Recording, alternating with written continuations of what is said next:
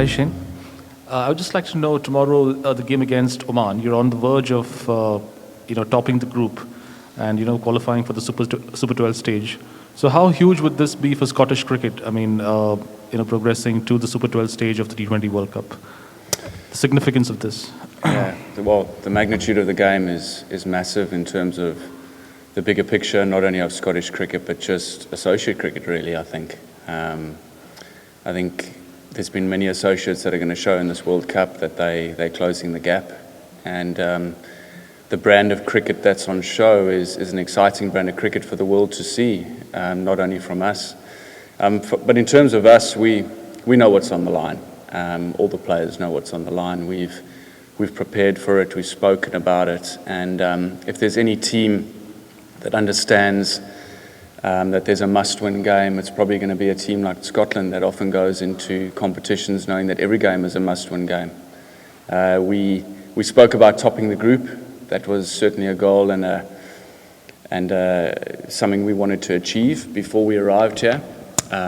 We spoke about it, we've planned for it, and it wouldn't surprise me if we did do that, because the mindset is there and the belief is there amongst the group and the unit. So it's huge in terms of Scottish cricket. It has the ability to inspire a nation and to be the first Scottish team to go and create history and do something that we've never done before is certainly on the back of every player and support staff's mind, I'm pretty sure. So, to leave a legacy of being the first Scottish team to do that is certainly a motivation of ours, and to inspire all those young cricketers, not only in Scotland but around the world, to take up the game and play a brand of cricket that Scotland plays is ultimately the goal we want to be achieving. Right. And coming into the tournament, I think what was the kind of preparation that went into a tournament like this? And obviously playing against a team like Bangladesh, which is a far more experienced and established outfit. Did you actually see a win like that coming your way? Was there a great deal of self-belief in the team that this could be done, and you could be in a stage like this where you could top the group? Was there that sort of thinking in the squad? Yeah, the thinking has been there even before I arrived with this unit. There was a belief that we could beat full member nations. It's happened previously where the team has beaten the likes of England and Sri Lanka and Bangladesh on previous occasion. You obviously need the opportunities to do that. You need the platform to deliver those performances, which we have on this stage. In terms of preparation, it certainly wasn't the last 6 months. It's been probably the last 18 to 24 months that we've been speaking about it and planning. And what the pandemic gave us as a unit was the opportunity to go away and work on various skills and tactics that we knew that would be required in this World Cup. Previously it was going to be in India, so you start thinking about what the conditions might be like in India. And then when it shifts over to the UAE, you then have an opportunity to be really confident, because this is conditions that we've faced in recent times and we've been very successful over here. So that did add to the motivation and to the thinking. But in terms of preparation, the lads have worked non-stop for 18 months, whether that be at home, sitting at home waiting for this pandemic to go past, focusing on the things they can really control during that time, working on the mentality of getting into big tournaments and having to win every single game. So we've had really good preparation in Scotland, even though there probably was a frustration that there was no cricket for a long period of time. So when cricket does come, it's one of those where you've got to really respect it and appreciate it and go out and once again send a message to the rest of the world that we've got some really good players within this group. We've got a unit that can go out and do special things, and it's something that we truly believe we can still achieve in this tournament. Okay. Thank you so much. A bit of a carry forward on that question. We noticed there was that something extra on the field that you all gave, especially in the match against Bangladesh. So is the fact that you all spend a lot more time, perhaps fewer of you are playing in the T20 franchise leagues as compared to some of the other countries, is that something that may have gone in your favor in this particular tournament? I think it's always important that players get the opportunity to play in various competitions and test themselves, not only against the world's best players, but get involved in different systems, experience different coaches, different styles of playing, different conditions. I think it's really important that we keep pushing players to go out and do that. And the world of cricket now offers the opportunity for many different competitions for players to go out and do that. We've had a few players that have been involved in various competitions, not a lot within the last 24 months, a few obvious reasons through to the pandemic and everything else. But I'm always a fan of the players going out and experiencing different environments. We do spend a lot of time together in Scotland. The team is as close as they are. It's not surprising to know that they get on really well. It's because we spend a lot of time together and they enjoy each other's company. And the biggest thing is they actually enjoy each other's successes. That's probably the highlight for me of what's happened in this competition. You can see a real togetherness and a belief, and that stems from not only training and the environment and the behaviours, but also the culture that we've tried to breed within Scottish cricket. And I have no doubt that our younger generation will be looking at that and they want to achieve even more than what this group has achieved. And that's the legacy we want to leave, not only in this tournament, but moving forward. And how much do you benefit from UK cricket and their league, the English league basically? Yeah, we have a few players that play in the county setup. We have a few of our younger players that also are involved in the setup. And we really do value that time that the players get to spend within those counties. It does mean that they get to play a lot of cricket, which is really important. One of the things we are striving for in Scotland is to be able to give the players more cricket, more quality cricket, keep building our domestic structures and our youth pathways, and make sure that they are as competitive and challenging as they can be, so that the next crop of Scottish cricketer coming through can not only get onto the world stage and compete, but actually perform at their best. That's the ultimate plan. So we do have a few that are involved in the counties. Brad Wheels at Hampshire, Josh Davies at Somerset, and that's just to name a couple that play pretty regularly for their counties. Would we like more? Absolutely. Would we like to keep developing our own domestic structures so we don't have to rely on the counties? Absolutely. But I think there's a fine balance when it comes to that. Again, this is something I asked earlier to the PNG captain, but Oman and Scotland and PNG have basically risen through the ranks together.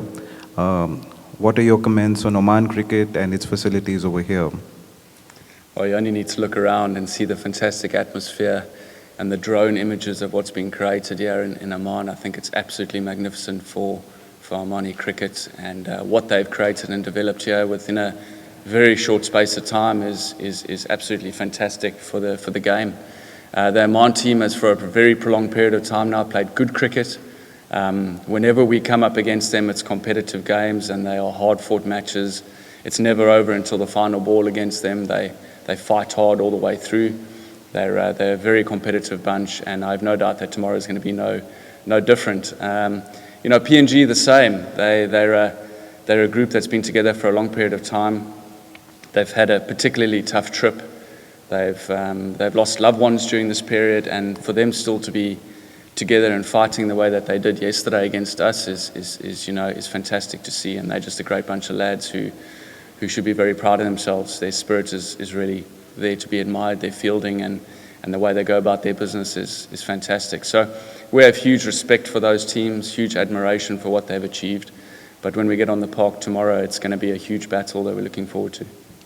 So looking ahead beyond tomorrow itself, now that it's quite probable that you'll make it to the next round, any preferences which group you would like to be with? Well, you say it's probable. Well, we know we need to win tomorrow. That's for sure. And even coming into this tournament, we wanted to win 3 games, as I mentioned previously. I've been very reluctant to look too far ahead. I'm really trying to urge the units and the squad to remain very much within the present. All we can focus on right now is recovering and resting up today and making sure that we bring our best performance tomorrow. We know we're going to probably need to bring our best performance tomorrow against the Oman team, who had a tough game against Bangladesh last night, and they probably had several opportunities to win that match. So we know they're dangerous, and all we can do is focus on tomorrow's performance. And if we stick to our processes, our routines, and keep winning those big moments, which we've done so far in this tournament, then we know we can progress. And whichever group you get, I don't think people can be too worried about that right now. We'll worry about that when we get there. Hi, Shane. Hi there. I just want to understand, you mentioned the closing the gap from the associate members to the full members. How much do you think the EU performances are representing not only Scotland, but the growth of associate cricket? I get quite a few messages from other coaches from associate nations, and we're a very tight-knit unit, the associates. That doesn't mean it's us v them. It's just very much a network of teams that are looking to progress their game within their own countries. We're very supportive of all those teams, but when we come up against one another, they're huge battles, and more often than not, they go down to the last over and the last ball because of the nature of those battles and the competitiveness. Is it a level playing field? It certainly isn't. You've got to work on shoestring budgets. Resources are very limited.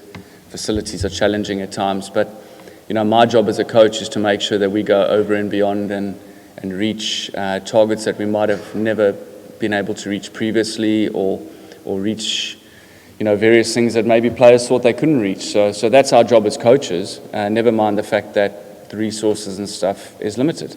The guys that paid far more than I do to make those decisions and make sure that the game is spread around the world, which is ultimately the goal of the ICC. And we're just fortunate that we're in a position now where we can be in a competition like this, experience the pressure, experience the rugged nature of competition sport, and be able to show the rest of the world what we're about. And I'm sure the other associate nations are doing that too. Today's going to be some interesting battles in that other group, I have no doubt, and we're very supportive of them, but very competitive when we get into battle. How's the reaction been back at home within the Scottish cricketing community and outside of it? Yeah, the support has been nothing short of incredible. The messages you get from people you maybe haven't heard from in years, is wonderful. It's amazing the ability sport has to pull a nation together and be able to allow people to dream. Something I mentioned to this group is we're allowed to dream, we're allowed to go out and do unrealistic things. And that's something we're looking to continue to do as a group and a unit. The support from Scotland, the fans, the families has been phenomenal. And not just Scotland, people from all around the world. So I have no doubt that we would have picked up a few more fans during this time, and long may that continue. And ultimately, it's about that next generation, that young person who, boy or girl, who wants to put on a Scotland shirt and play for Scotland. Hi Shane, thanks. Just a question on Kyle, really. He hasn't quite fired yet with the bat, but I just wonder if you could tell us a bit really about what he means to Scottish cricket as a front man and a leader.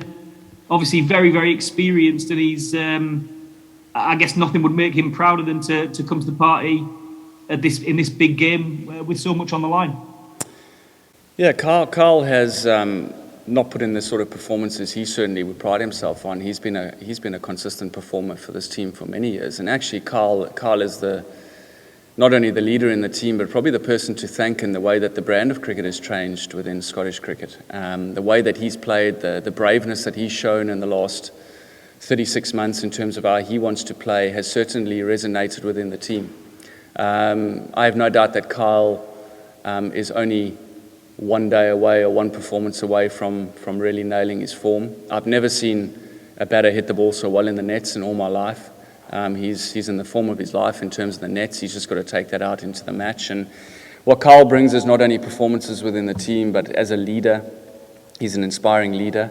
He's a sense of calm, and I know tactically within the last two games, he's got a lot right. And you can certainly see that the players are following him, and they believe in what he wants to do within this team. I have an incredible relationship with him. He's a fantastic human being. And I can't think of anyone else that deserves success more than him. You're standing on the edge of history in terms of Scottish cricket here. There's not overconfidence, but how satisfying has it been? You talked about that kind of, it's not just 6 months, but this journey since you came in to knit the belief of these disparate cricketers together that they can represent Scotland at the very top level. Yeah, it's a fantastic place to be. I think we'd rather be where we are now than in any other place. If you're not looking forward to competition sport as we are right now and sitting in the position we're in, then I think you're in in the wrong position or you're in the wrong game, really. This is competition sport. It's high pressure. There's high expectations. There's a nation's hopes resting on the game tomorrow, and we know what that all represents. We've already created history in this tournament by winning 2 games. That's more than any Scottish team has done previously. But we want to go one step further, and all the goals that we've set have been over and beyond this group stage. We've spoken a lot about getting into round 2 and what we want to achieve within round 2. But we know we need to take it one step at a time, and I'm just incredibly proud of the calm that this unit has shown. The ability to win really big moments has been key. And actually, we've actually done that, not really getting out of third gear yet. I don't think we've put a full game of cricket together yet. We've shown glimpses. We've shown glimpses with the bat, glimpses with the ball, glimpses in the field, but we're going to have to bring all of that out tomorrow and then go again. The players are very well aware of that. There's a real confidence that has brewed within the group over the last month. We've been here for a long period of time now. The sunshine is brewing confidence, and we certainly are looking forward to what tomorrow represents. And I know when I look along the names in this Zoom call from the Scottish media, we're cricket fans. We've been punching upwards in terms of trying to get more exposure for the game in this country. But you could provide the biggest shot in the arm for that, and for all of us who are desperate to get more cricket on TV in Scotland, by getting through to that Super 12 stage. Yeah, that's definitely a duty we have. We're in control of that, and we're well aware of that. We would love Scotland to grow within the country. I don't think many people realise how much cricket is played within Scotland. You only need to walk around on a weekend and go and see how many people are playing within the clubs. It's fantastic to see, and we need more and more people to keep taking us seriously and know that we want to be a top 10 nation. That's certainly a goal we have too. It's destiny's in our hands to go out tomorrow and send another message. But ultimately, we just appreciate the support of the fans that they have shown. I have no doubt that we've sent really strong messages already within this tournament. And we just look forward to more support moving forward. There's only certain things you can control in life. We're trying to control as much as we can at the moment. We know that there's a real sense of belief within this unit. And everybody is so far playing to their potential, and we have one more game to go before we reset and go again within round 2. So inspiring a nation is certainly one of the things we speak about quite a bit. We have the ability to do that. When you're away for long periods of time, particularly in the age of COVID bubbles, and you're in hotels for long periods of time, how do you kind of keep things fresh? How do you kind of keep boys entertained for long periods like that? Well, I don't really know if you can complain when you're in 5-star hotels and you're experiencing the amazing weather that we're experiencing at the moment. No, to be honest, it can be tough. These bubbles are incredibly tough at times when players are away from their families and their friends, and you're very restricted to hotels. What we've done on this trip is we've made sure that we've allowed each and every single player to try experience an environment that they're comfortable and safe in. We've also been really big on the well-being of the players on this trip. We've brought staff members with that have taken care of the players throughout the trip. They've been absolutely fantastic, and I can only thank those staff members for taking a lot of pressure off myself and the rest of the staffing. The players would be very appreciative of it. We're just really lucky that this group of players manage themselves really well. They understand what it means to be away on a trip. It's not their first World Cup for many of them. They know how to manage one another. They get on incredibly well as a group. I've never seen the team spirit so good, whether that comes from winning games or whether that comes from just being very comfortable in your environment. Could be a reason. So yes, it's been tough. We've been away from home for more than a month now, but if you want to compete at the highest level, there are other teams that have been in tougher positions than us, and we just really appreciate and respect the environment we're currently in, and it's an absolute privilege to be here. To experience the pressure that it brings is a real privilege. So we'll cherish these moments, and we're certainly looking to create more memories along the way. You kind of touched on earlier about the bigger picture. How far away do you think Scotland is from becoming a full member? Because it's been a goal for a few years now. Yeah, in many ways, the goalposts are not really there for us to make that decision. I really feel that comes at a time when you've earned it, and And I have no doubt that this team is there or very near to doing that. Full membership is just a tag, really. It doesn't define a mindset or a behavior within your team. Professionalism is an attitude, and we know that whether full membership comes or not, we'll continue to keep striving to get better every single day. We will continue to try grow the network of Scottish cricket, and we'll make sure that we leave it in a better place than we found it, that's for sure. Full membership would be great just to grow the systems and really put resources into the required fields that they needed. And that's all it is, really. But again, that sort of destiny is within our hands. You can only control what you can, and by doing what we've done in this tournament so far, it's a platform for us to show people out there why we are ready for it, and we have no doubt that if it came our way, we would really reap the rewards from that. So it's something you can't think about too much. Quite often these decisions are made at various times, but destiny is in our hands to be able to achieve it. So we know that, and when it comes, we'll be ready for it. Okay, just a brief one. An update on Safiyan Sharif. Was he injured yesterday? Or? Yes, Safiyan unfortunately had a tight groin. We made the tough decision to leave him out and rest him. I just really respect the honesty from the player, and know that there's the bigger picture that was taken into consideration.